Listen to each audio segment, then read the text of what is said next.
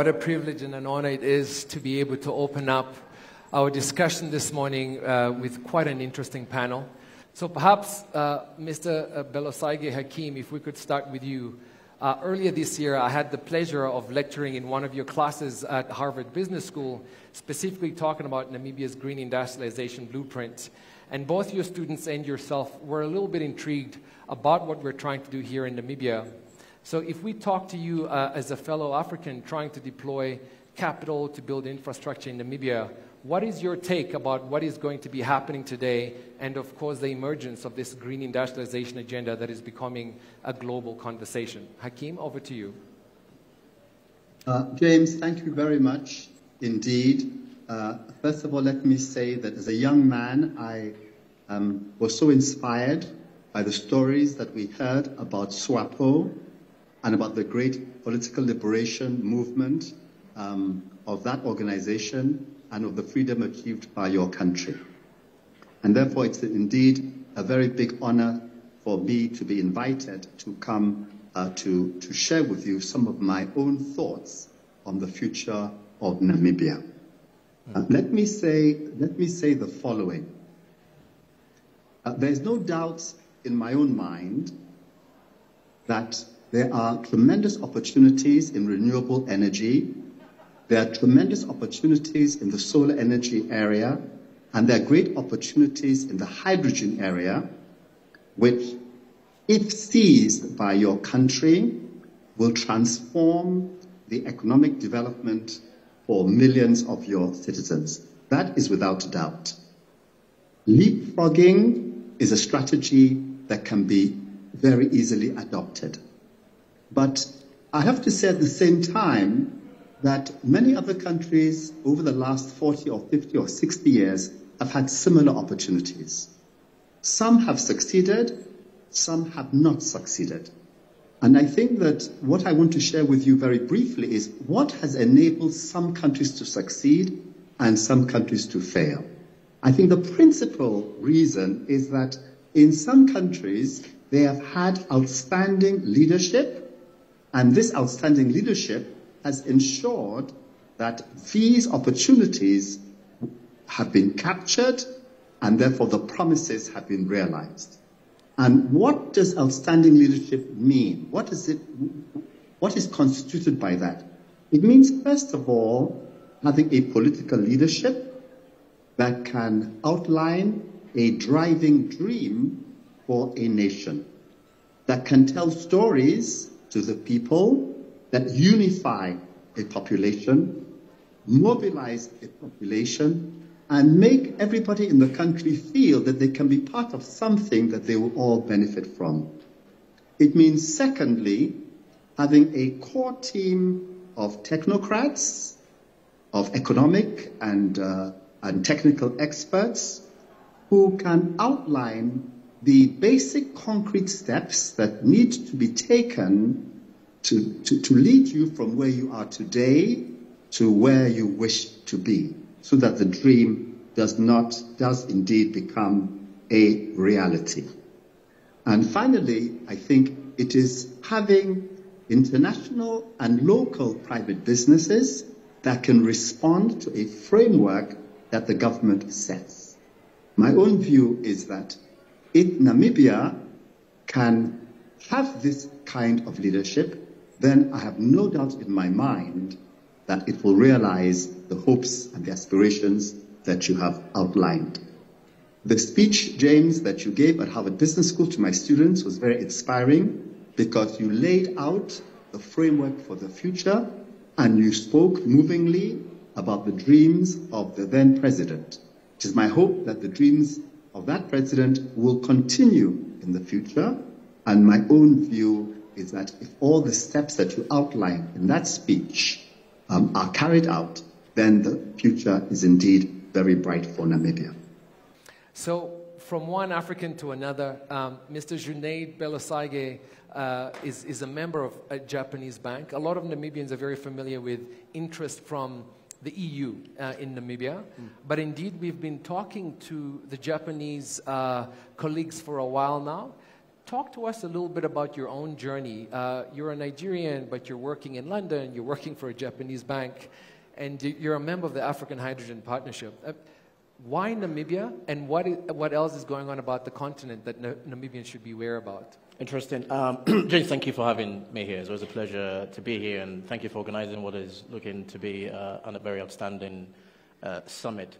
I think when we think about the Japan-Namibia hydrogen access, I think it's very instructive just to point out some of the parallels that we're seeing that essentially do favor the Namibian cause. So Japan, we know that, in the emerging clean hydrogen economy, Japan, the EU, Korea will be the key demand centers. We know that much.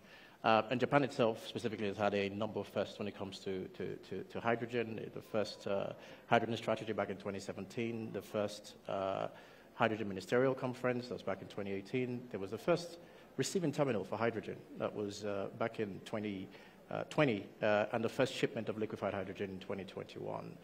And whilst Japan has led in that way, Japan itself has got a huge, part of its own energy security, has got a very huge demand for the products that Namibia will produce. The numbers are 3 million tons of ammonia alone by 2030 per year for Japan, and that leading up to 30 million tons of ammonia per year by 2050. So Japan itself has sent a very huge signal about what it intends to do in terms of clean energy, but the role that hydrogen will play in that. One other good thing about Japan is a value-based society, and it runs through even its own economic strategy.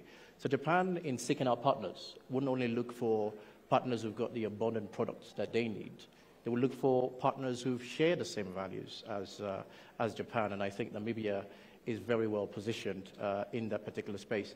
Another thing to point out about Japanese value system is that it is really born in realism. And I think Japan, maybe before anybody else, recognized the need to move hydrogen from being a hype to actual reality.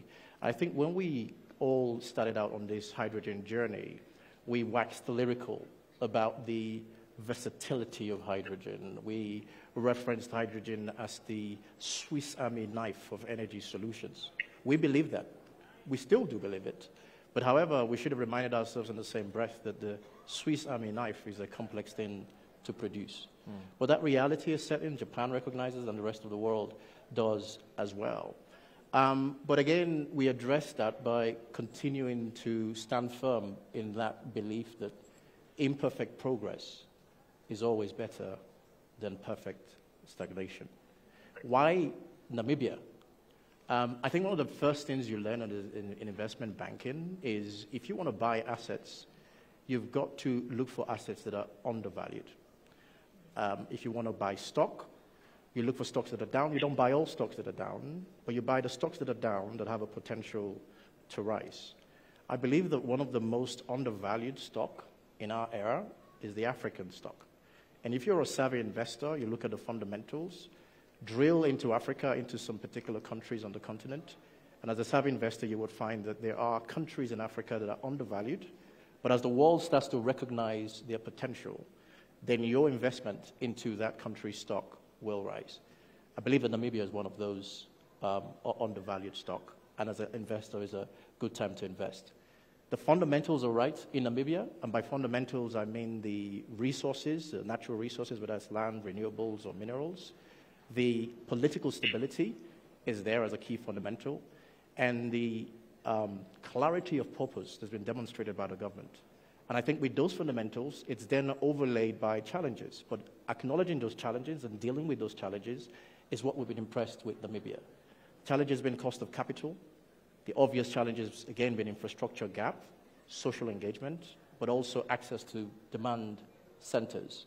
So we see that Namibia is going about things in the right way. We are very convinced at this point in time that the strides that we see Namibia making, particularly in economic diplomacy, the strides you've taken in economic diplomacy, you've got very good historical access to the EU, but you've looked to the East and you've built good relationships with countries that not only need the product that you have, but countries that are aligned with your values, such as Japan. And you're leveraging that. You've moved beyond ministerial MOUs. There have been a number of them that have been signed between Japan and Namibia. But you're moving into very supportive, very tangible conversations that are leading Japanese private and public side entities to come into Namibia. I'm conscious of time, but we're also very impressed by the fact that the narrative is shifting from not just green hydrogen, but green industrialization. And to countries like Japan, that matters quite a lot. You're moving beyond ODA strategy to essentially being an industrialization hub, and that takes a lot of guts. From green molecules export to essentially local industries that produce, clean ammonia, clean fertilizer, steel or iron, and some power use cases. So that's very impressive. We're also aware, the last time I checked, Japan is one of the largest supporters, if not the largest supporter, of Namibia's carbon markets framework, which essentially means that you are looking to monetize, and this is brilliant for Africa, you're looking to monetize social impact by essentially bringing capital flows from the global north, who have a carbon deficit, into the global south, where that capital is required. So is Namibia punching above its weight? I think it's an emphatic no. I think you only punch above your weight when your inherent value is weak or your inherent strength is weak. If you dare weigh Namibia, you'll know it's a heavyweight. And I do think that you are certainly not punching above your weight, and you're doing things, going about things in the right way and addressing the challenges, living up to that name of the land of the brave. So let me pause there, and again, thank you for hosting us. Thank you, Junaid. Thank you so much for the kind words, but more importantly, thank you for the positive action. You have believed in Namibia. We believe your bank has actually earmarked more than a few $100 million to be invested into the country, and I'm sure that's whom we have in the room. A lot of eager developers who are happy to receive your capital. Madam Gengos, the name of the summit bears it all. It is the Global African Hydrogen Summit. When investors are looking to deploy capital into a country, into a continent, they always look for fellow investors. Are there locals within that space that have deployed capital that we can invest alongside? You have done that for many years in Namibia. What would you like to say to the Junaids and to all the other investors who are in this room about the environment that they're looking to invest in, and any other words of wisdom as well, as we all embark on this exciting journey, would be very much appreciated. Thanks for joining us. Thanks, James. I think an important point was mentioned by both Professor Hakim and Janae about political leadership and continuity. This country went through an incredibly difficult transition where exactly 6 months ago we lost our head of state. And the transition from losing a head of state to having a new head of state happened on the same day he passed away. We have inclusive leadership, and I look at our Vice President and Acting President, Her Excellency Netumbo Nandi-Ndaitwah, who is also a presidential candidate, and if many of our wishes are answered, she'll be the next female president on the continent. I think there's only one at the moment, and she'll be the second who's been elected. So I think from a consistency perspective, we've proved that. I used to tease my husband a lot and called him Hydrogen Hage. And he would get cross with me, and he would say, no, in this country we believe in systems, processes, institutions. This is a government program. It's not an individual program. Correct. So speaking as somebody who did deploy private sector capital into the economy, the excitement for me is really that we utilized pension fund money, but we didn't have the opportunity to create new jobs. It wasn't really fresh capital. We weren't really doing any socio-economic transformation. And when you're developing new industries, it's fresh capital. You really have an opportunity not only to look at issues around climate change, but also to do socio-economic transformation that we need as a country, as the second most unequal country in the world, second only to South Africa. High unemployment. So this is really a neat solution, not only addressing a global demand, but a very clear domestic issue. The last point I want to make is, and I see representatives of pension funds, insurance companies, banks, who together probably have about double the GDP of this country's capital to be able to deploy, but even that isn't enough. So we do need a blend of domestic and international capital. And I think this is a great opportunity for both the combination of skill and capital to come into the country. Brilliant. And ladies and gentlemen, today was just, our session here was just a fireside chat. There's a lot more to experience here in Namibia. But importantly, for this particular summit, we're not just looking to celebrate Namibia. We're looking to celebrate a lot of other African countries that are looking to grab this opportunity to use hydrogen to build new clean industries across the continent. And so we're very excited to hear from South Africa later today, Mauritania, Egypt, and many other peers. And so, as we welcome the world to Namibia, we also obviously extend our hands to almost 8 ministers that have joined us from across the continent. Interesting announcements, practical progress, policy leadership from across the continent with partners from around the world. We're extremely honored that you trusted Namibia and you joined us. Thank you so much for coming, and thank you all panelists for joining us. Thank you.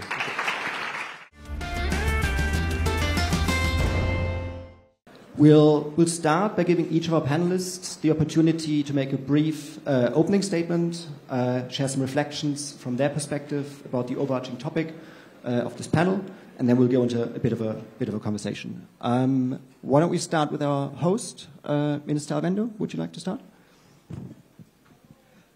Thank you very much, and good morning to all of the participants. And then again, just to say welcome to Namibia, and we're good to see you here. As we all know, the energy transition is no longer just a discussion. It's no longer just a theoretical discussion. It's really something that we all understand that we need to do something.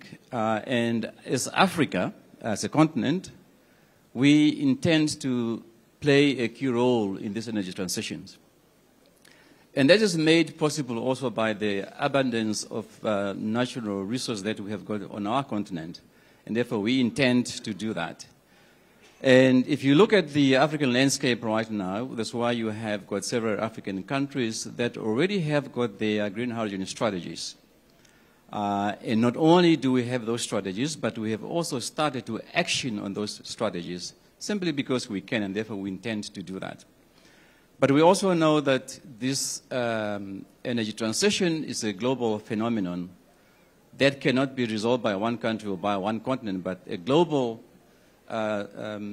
situation that needs to be resolved by all of us, and therefore that's why we have got this collaboration to make sure that it happens.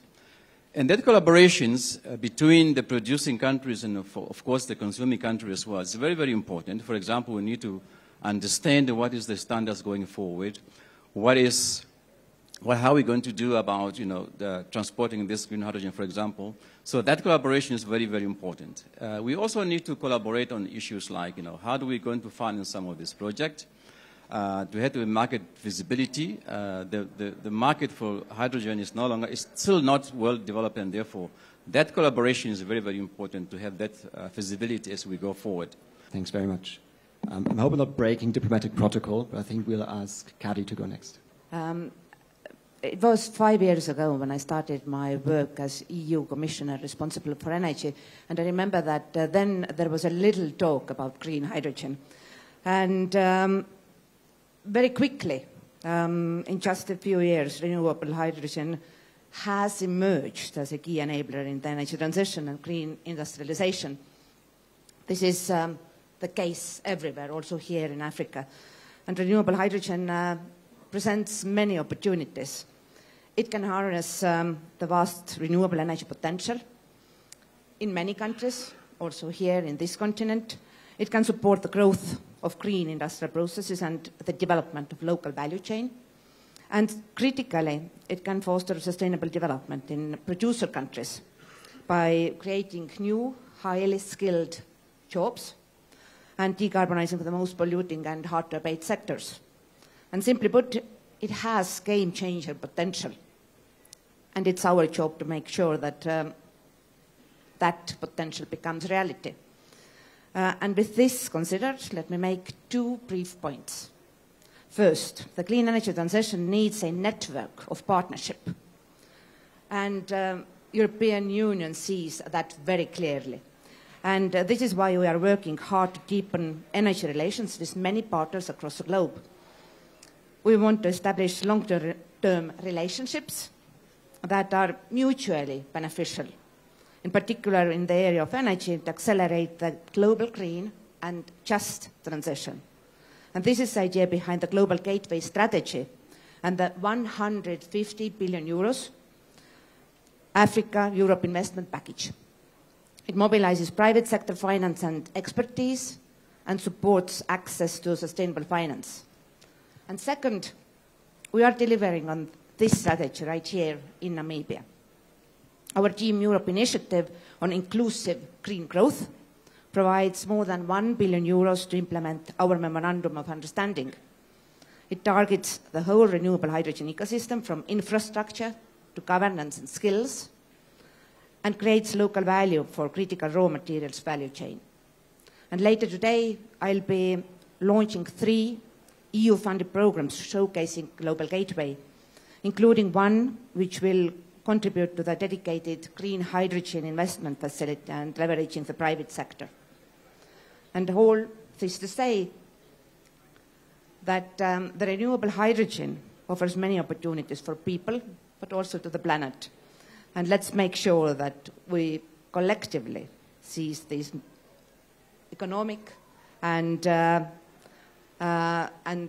employment opportunities that this nascent green hydrogen economy has to offer. Thank you. Thanks very much. Jenna, you want to go next? This vision is, I think we may agree, a very bold one with a lot of challenges, but then you have to come to the land to the brave to implement a bold vision. So no better place than here in Namibia, the land of the brave, to come together to see how we can make this future work.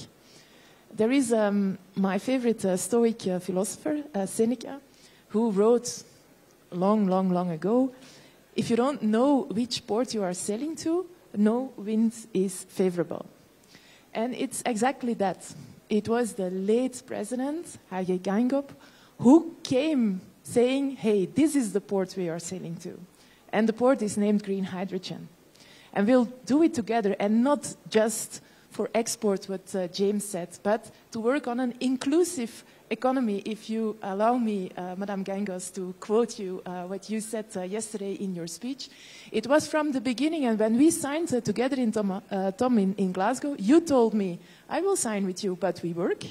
And it was afterwards the late President Geingob who said, this policy is for Namibian society. It's to create job opportunities. It's about creating access to energy. And in the 3 years that we have worked since then, it was exactly about that. So it's about a combined leadership for welfare for all.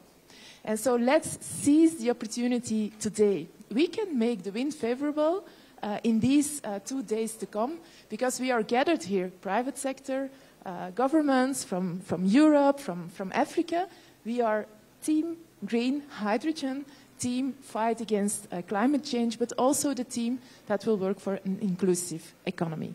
Thank you. Michael, last but certainly not least. The one message I want to leave here from the German government is that we, as Germany, as Team Europe, we meet as equals, we meet as partners together with Africa.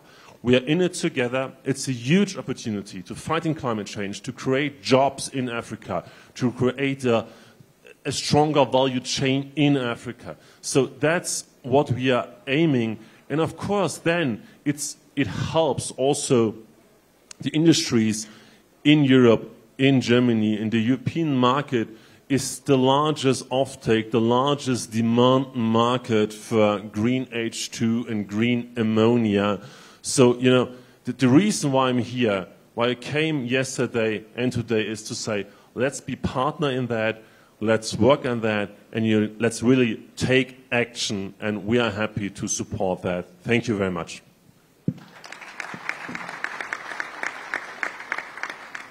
Thank you, everyone. Minister Avendo, I might come back to you. So Namibia has clearly been an early leader across Africa on hydrogen. At the same time, there's now a lot of ambition also from other countries, right? We have South Africa, Mauritania, Morocco, Tunisia, Egypt, Kenya. We have a Tanzanian delegation here today, et cetera, et cetera. And if I stack up all the production ambitions that have been stated by those countries, it's a very large number. Is there a Pan-African competition or collaboration or both on hydrogen? Give us a bit of a sense how you feel about the opportunity of African countries to collaborate, or if this is more a competition. We do have the required resources for the green energy, not only in Namibia, but in several African countries. And we know that they also have got strategies to do that. But our philosophy is that this new industry, the industrialization, is not, we cannot be in competition. We don't need to be in competition. We can only be collaborators. And therefore, we see all the African countries that has got industrialization strategies, powered by, green energies. We see them as partners, collaborators. And as you also might be aware, we also do have an African alliance of all the countries, African countries that are busy developing green hydrogen. So we are part of that alliance, and we did form that alliance simply because we understand that we need to be collaborators. And if you take it further, we're talking about the industrialization of the African continent. And it makes sense, for example, say, in Namibia and South Africa, Angola and Botswana, for example, it makes sense to say, why don't we start thinking about building a green hydrogen backbone infrastructure, for example. And if we do that as a regional efforts, it's probably going to yield much faster results than simply Namibia doing that. So we certainly do see African countries that are doing that, and through that alliance that we have got, we see that we only can do better and succeed better when we actually see ourselves as collaborations. And through that alliances, of course, we continue to learn lessons from each other, and also then start to see how we can start to trade amongst each other. And I think some of you, or of course all of us, are aware of the African Free Trade agreement that we have got on the continent.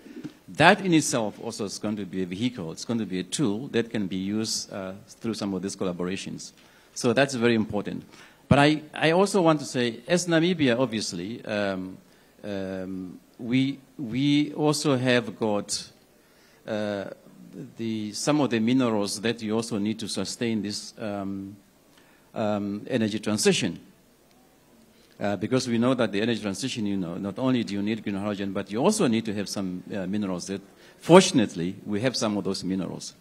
And as it was said, when we have signed MOUs with some of the countries that also would have to have access to some of these minerals, we made sure to understand that this all about us having these minerals to be value added, and also for Namibia then to be able then to be selling the products and not to actually selling the minerals. And I think part of that is going then to make sure that we create the jobs that we need in the country, and also then be able to trade with our neighboring countries on some of the new product that will be produced. So in a nutshell, really, we do not see African countries as competitors, but rather as collaborators. Thank you. Thank you. Kadri, maybe coming to you. So I think there's a widely shared excitement about the potential of green hydrogen for Africa and for the world. But obviously the proof of the pudding is in the eating, as in getting projects done and building capabilities and capacities. The EU has an ambitious goal of 10 million tons of hydrogen imported by 2030, but also 10 million tons of domestic production.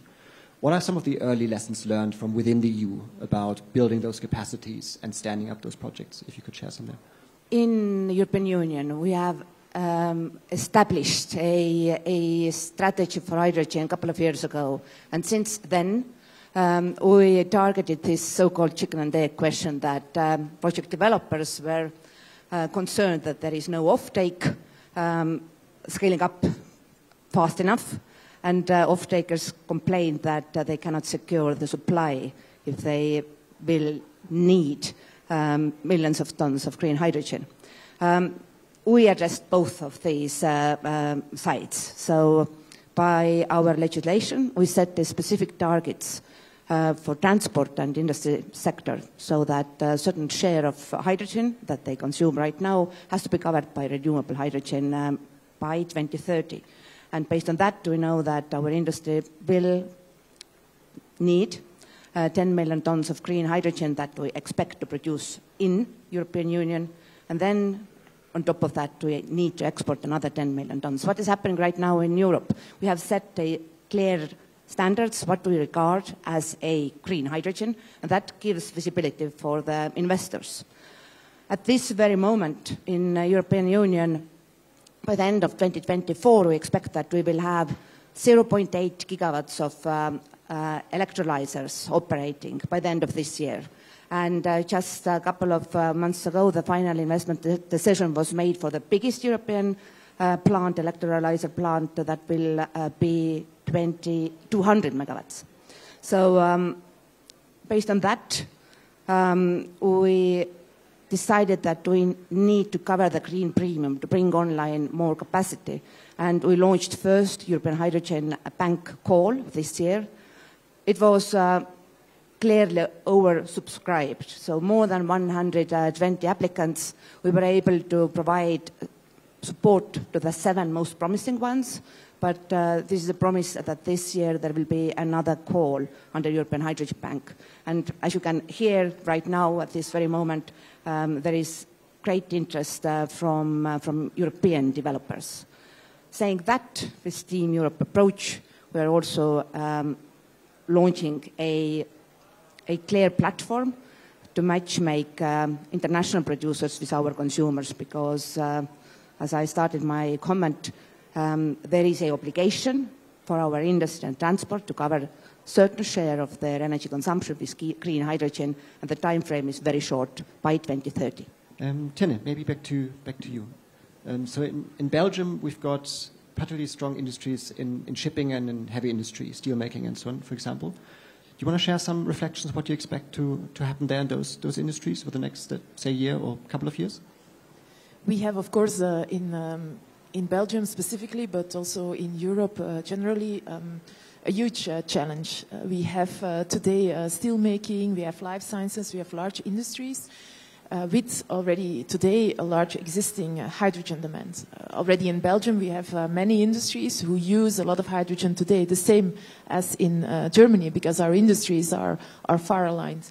And so greening this hydrogen, only this existing hydrogen demand, and then adding up green hydrogen for fueling ships, but also planes, and also use it in other sectors, is indeed a requirement that we need lots of volumes coming to the European market through our European ports.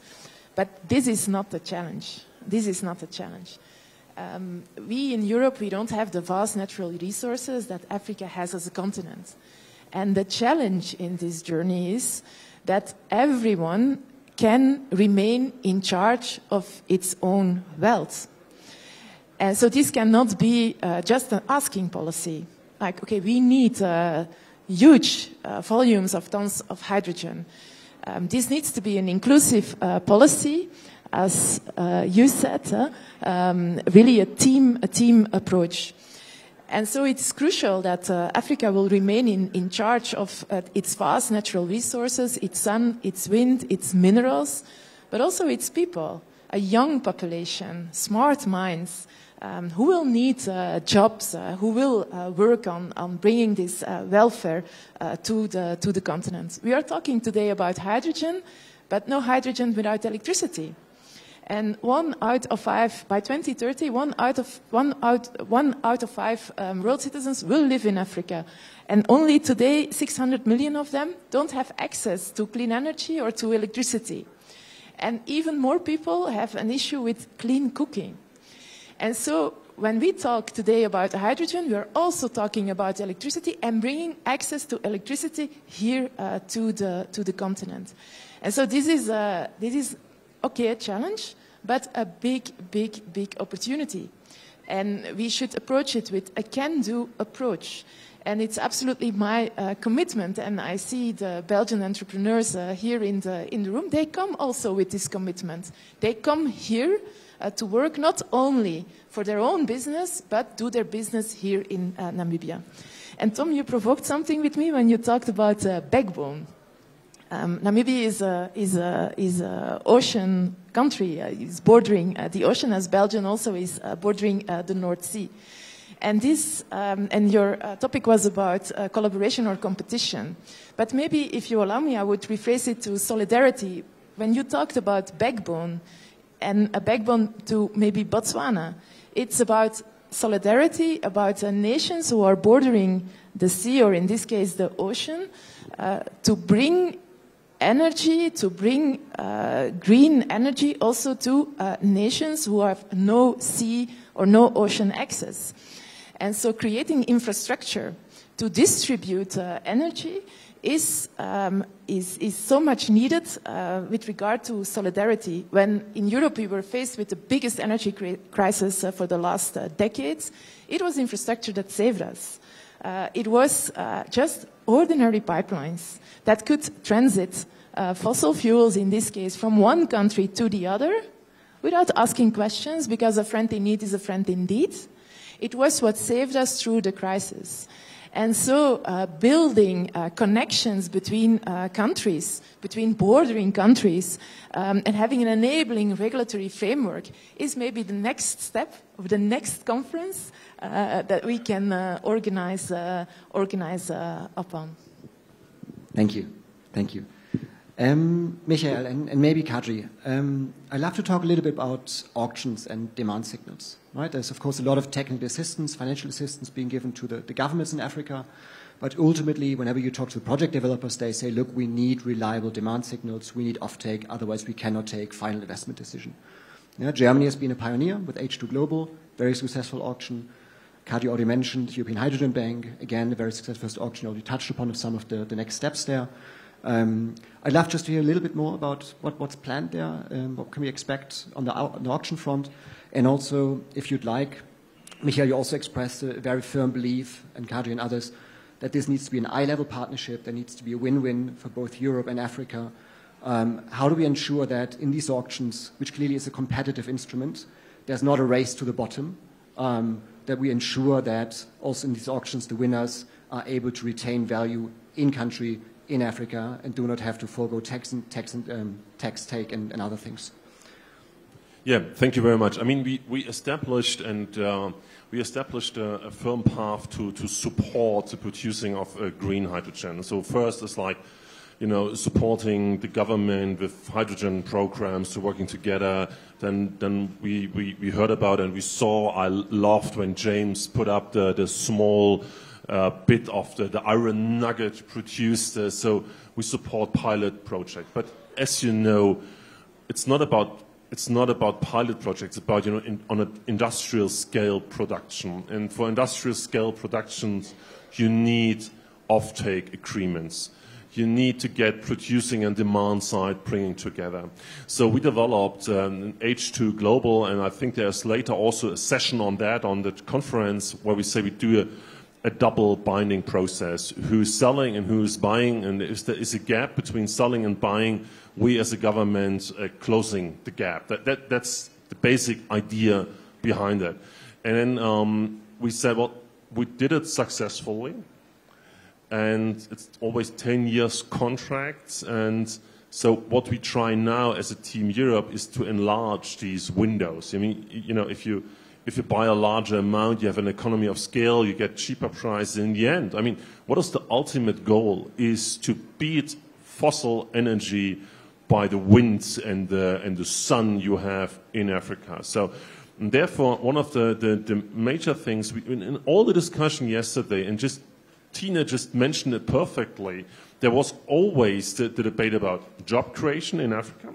And everyone we are talking said, well, we want to work with African people, with Namibian people in these projects. They are hiring, they are already establishing 400 jobs in Namibia. I just got the number yesterday and enlarged it to a few thousand in the next step. And it's about, of course, electricity. If 50% of the people are lacking electricity, of course, building up renewables is a huge chance, and that's to electrify also for the whole population. And, you know, the government, we talked yesterday, there's a clear aim to reach out to the population and to get them cheap and clean energy. And I think that's also part of the equation. And so I'm sure it's a win-win partnership. Just a quick remark. When the commissioner was talking, she did say that the European Union has established the standards about what green hydrogen is and how it should look like, which is a great idea. But I also have said green hydrogen is really going to be a global commodity. And when I was talking about collaborations, I was saying we need to all agree on what are these standards. Otherwise, if we don't have that, you're going to end up having a European standard of what green hydrogen is, an African standards, or maybe an Asian standards. And therefore, I really hope that we will still engage each other and look at those standards and say, do we all agree that this should be the standard that we are going to be binding to all of us? So I would really just to say, let's engage each other and say, what are those standards? And because European countries might look at us more as a consuming country, maybe not as a producing countries. And we might look at it as the producing countries. And we might have different ideas of what it should look like. And therefore, I would then again just urge to say, let's get together, let's look at those standards and make sure that we all adopt them as these standards globally. That's just a remark I thought I would say.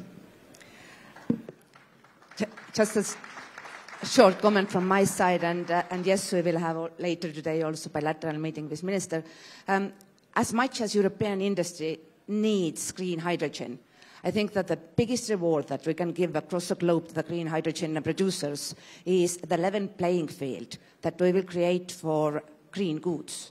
So there has been a lot of talk about carbon border adjustment mechanism, but this is designed to respect all the producers across the globe who will tackle their CO2 emissions and opt for green solutions. And that means that green hydrogen off-takers might not be only in Europe, but they might be also here, and they will be rewarded by us by allowing them access to our very attractive market on the same level playing field as European producers do have.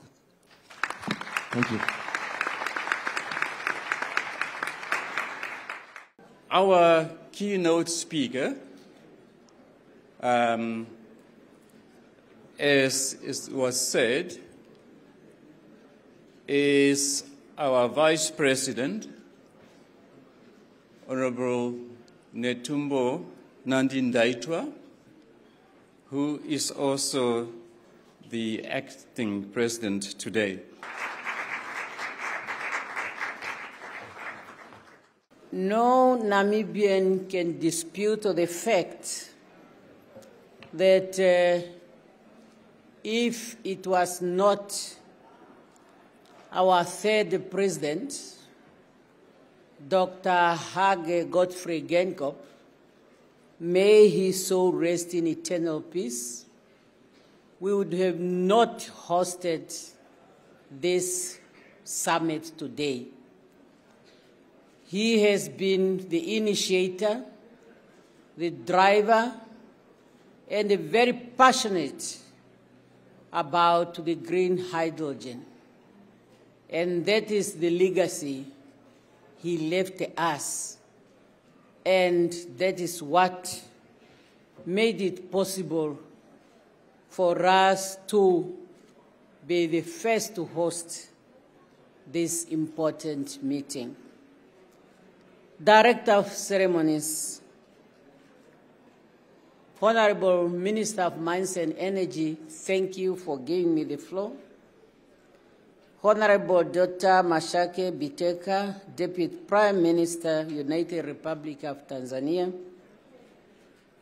honorable ministers and deputy ministers present here, our third First Lady, Comrade Monica Genigos, the European Commissioner on Energy, and in the interest of the time, I sincerely ask all of you to accept that I stand on the protocol established and to recognize all of you in your different capacities.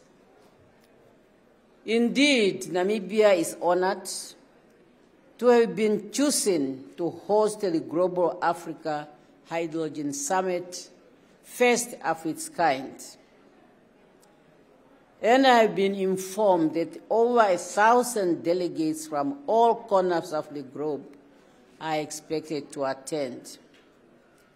Allow me, therefore, on behalf of His Excellency, Dr. Nangolo Mbumba, President of the Republic of Namibia, the government and the people of Namibia, to welcome you all to Namibia and to ask you that the few days you are going to be here, make Namibia your home. Enjoy our open space and the warm hearts of the Namibian people. Director of Ceremonies, the subject matter of green hydrogen or green industrialization has captivated the minds of many over the past 3 years. Since independence, Namibia has made it a strategic objective at the highest level in government to industrialize our economy in a sustainable and competitive manner. In fact, environmental protection in Namibia is not just a natural responsibility, but it is a constitutional obligation. This goal has been clearly articulated in our Vision 2030 and strategically reinforced in subsequent National Development Plan since 2004, as well as in our Harambee Prosperity Plan. Importantly, this objective is shared with a continent of peers and has been captured in the Africa Agenda 2063, the Africa we want, where many African states recognize the interconnected nature of our economic environment ecosystem. The utilization of abundant renewable energy potential to produce hydrogen, which can be used as a fundamental building block for hard-to-abate sectors, has emerged as a promising means of combating climate change, while also offering an important development pathway. This concept is worthy of detailed study and research, and Namibia is investing its fair share of intellectual space towards this pursuit. According to our recently launched Green Industrialization Blueprint, those sustainable new industries complexity may offer compelling opportunities to create new jobs, diversify our economic output, and even augment our electricity and clean water production. However, like all other industrial complexes, our significant scale, careful attention needs to be paid to their potential footprint on our precious flora and faunas. Environmental is very fundamental. Environmental protection is very fundamental in Namibia. Namibia is committed to ensure that a fair balance is struck between economic development and ecological preservation. We are given natural resources, and we have to make use of them. Hence, our Constitution obliged us to utilize our natural resources sustainably for the current and future generation. It is encouraging for me to witness such a diverse gathering of brilliant minds from around the world that had convened here to help us to create a rich conversation on those vital topics. Namibia offers a rich and welcome environment that is well suited to host an impactful green industrialization ecosystem.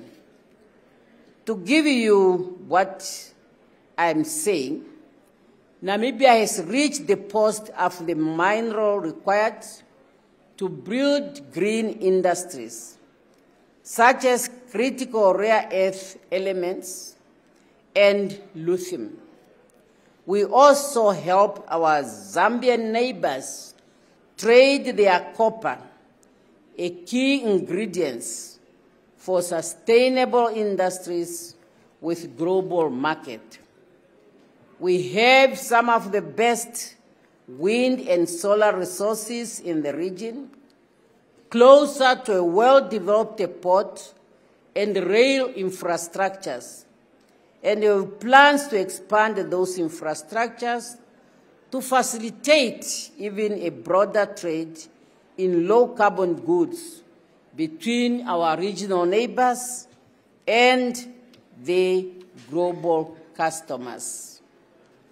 Last, we have the space, a progressive immigration system, and a young and developing workforce, which makes Namibia an ideal location to host some of the new and emerging industries. In a nutshell, Namibia is open for business that will make meaningful impact to our development, as it should also benefit the investors. Therefore, you are welcome to explore all the possibilities in our country. Director of Ceremonies, while Namibia has a lot to offer, our neighbors around the continent have made remarkable progress in this space, and we need to recognize them as we are talking about partnership. I congratulate Egypt's Federal Global, which was the first recipient of the Green Hydrogen Global Tender for green ammonia, securing an off-take price of 1,000 per ton delivered to the port of Rotterdam. Mauritius's cabinet has just concluded their legislative draft, which has been submitted to their parliament, cementing their efforts to incubate a synthetic fuel industry.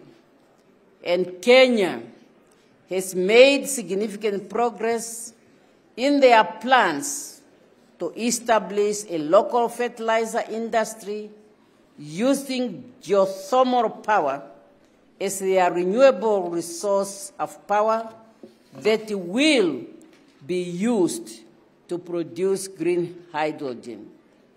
That is to tell us that Africa is in the right direction, and Africa is ready, and Africa is determined to move to the green industry. However, we are conscious that the transition should be done in a manner that it does not have a negative impact on the African continent which is still at the level of developing. We are thus assured of a rich and engaging dialogue in the days to come that will benefit us as a continent and, of course, Namibia as a country, and by and large, the whole mankind. Before I conclude, I would like to pause here and thank the organizer, DMG event, Voska Dagama, Energizer, and of course, our very own Namibia Investment Promotion and Development Board. The Chief Executive Officer has just welcomed us, and the Namibia Green Hydrogen Program for their tireless collective efforts to help us to deliver what promises to be a fruitful summit.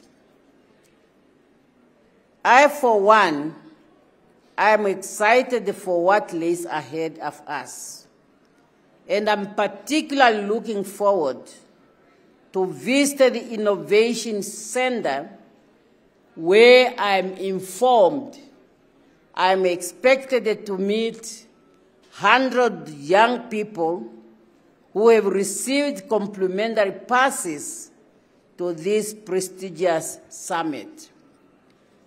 Young people are the assets that we have in Namibia, that we have in Africa, and they are the ones we strongly believe that they are a critical enabler of this transformative industry that we are all talking about and that we are all putting our hopes, particularly as we are fighting to overcome the challenges of climate change that we all know is a result of our own activities.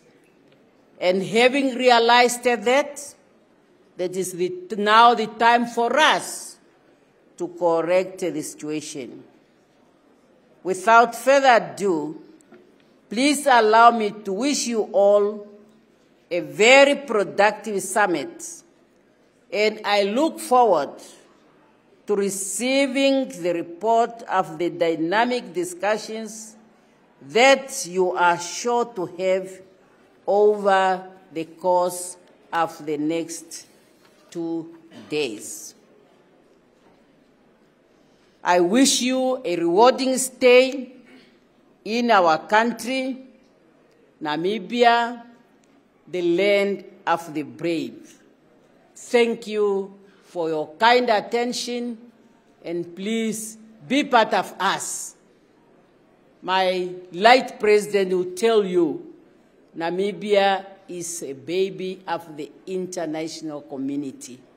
So you are here, don't feel strange in a country that belongs to all of us.